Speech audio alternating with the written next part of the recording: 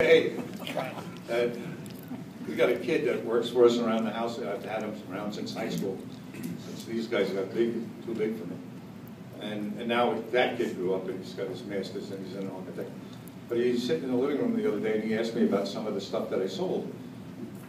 And I told him, you know, if you think about it, hundreds of lines over the years, right? How many you gained and lost? What are your best memories of that? Unless you're a multi-line rep, you don't have that, you know. And hot ones, cold ones, going up, going down, you know. I think I told him the highlight was 25 years ago when we had printed toilet paper.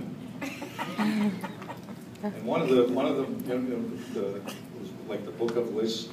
There were popular books that were on toilet paper.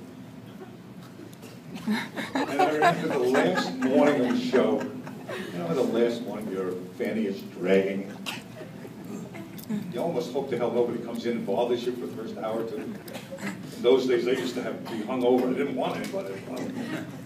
And I opened up the door about 8:30, looked at this symmetrical, looked like a pyramid of boxes of toilet paper. One said, Dieter's Guide to Weight Loss During Sex.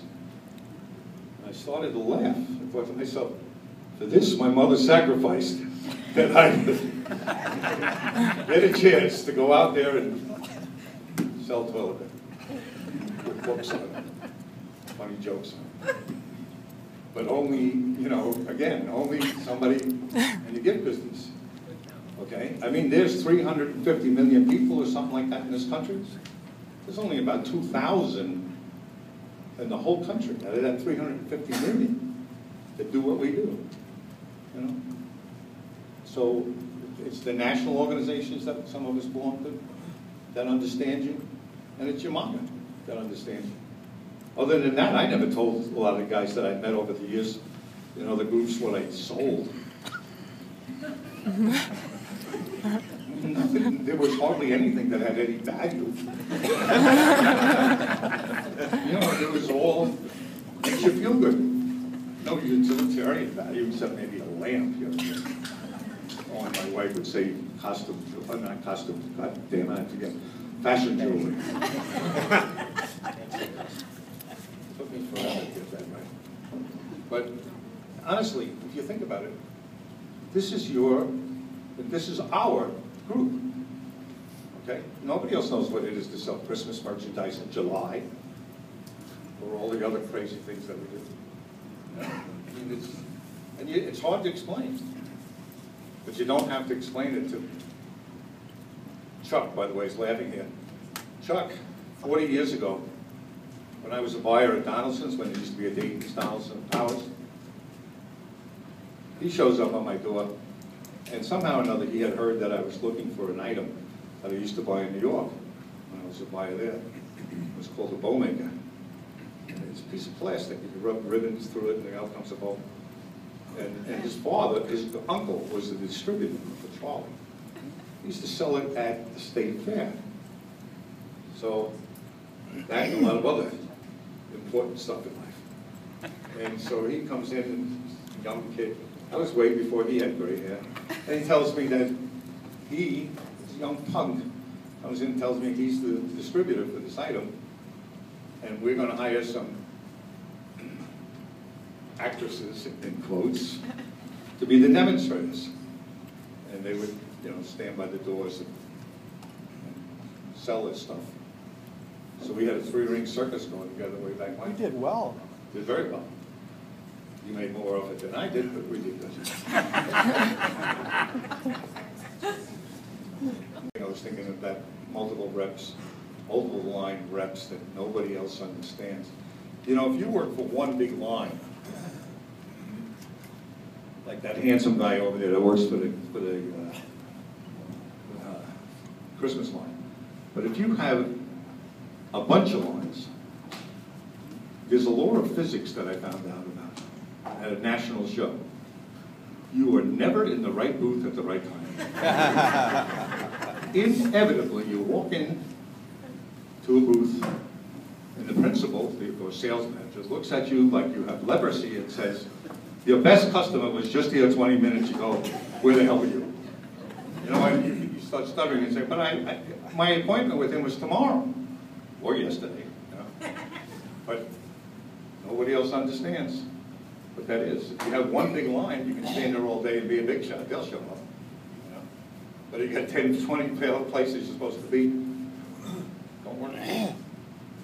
Anyway, I told you I didn't have much breath with ALS.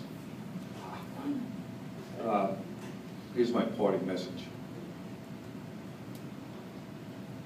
Keep the building. No matter what you do, if you can, keep this bloody building.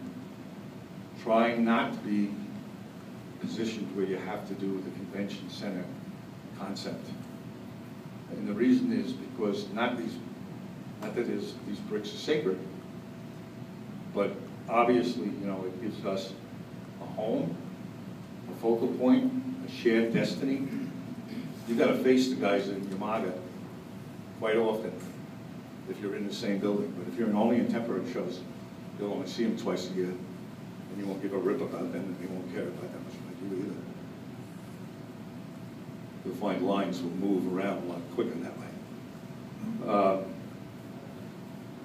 Whoever thought of, recently I started getting an email with the minutes of the general meeting. I wanted to say attaboy to whoever that was. And I was going to suggest that you do the same thing with the board meeting minutes to keep up the information flow so that there's not that us and thou kind of thing that, you know, goes on when you're not on the board and what goes on when you are on the board. But to keep that visibility between them all. And to the new members who showed up tonight, I'd say attaboy. To the ones that didn't, I hope somebody shames them, because if they don't come, you ain't gonna know. If you don't know, you have no right to bitch. You know? So give them lectures, because it's important that we don't get anywhere unless everybody pulls together. And I know that the people that are here tonight, in the June show, that's like preaching to the choir. You know? They get it. So I'll say this slowly, because it's a little confusing, but I want you to know that this association, for me, has given me a lot of chances and opportunities that wouldn't have come about except for the guys who started it a long time before Don and I got involved. And I'm the luckiest illegitimate son of a Cherokee sharecropper. It's the truth. I married an Irish girl who worked in a store on Times Square. And this place gave me an opportunity to go on the road and work the shows, and for that I thank you. It's done now.